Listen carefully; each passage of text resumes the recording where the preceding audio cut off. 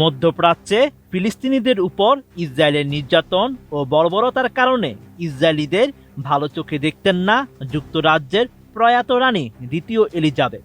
এমন দাবি করেছেন ইসরায়েলের সাবেক প্রেসিডেন্ট রিউভেন রিভলিন। সম্প্রতি লন্ডনে হাইপার টেকনিয়ন ইনস্টিটিউট অব টেকনোলজির শতবর্ষ পূর্তি অনুষ্ঠানে দেওয়া এক বক্তব্যে এমন মন্তব্য করেন রিভলিন। সংবাদ মাধ্যম টাইমস অব ইসরায়েলের এক প্রতিবেদনে এমন তথ্য জানানো হয়। রিভলিন বলেন, ইসরায়েলের সঙ্গে রানী দ্বিতীয় এলিজাবেথের সম্পর্ক একটু কঠিন ছিল, কারণ ব্রিটেনের এই রানী মনে করতেন প্রত্যেক ইসরায়েলি হয় সন্ত্রাসী নয়তো সন্ত্রাসীর সন্তান। এটি তার ব্যক্তিগত দৃষ্টিভঙ্গি ছিল। এর ফলে তেল আবিবের সঙ্গে দ্বিতীয় এলিজাবেথের সম্পর্ক কখনো সহজ ছিল না।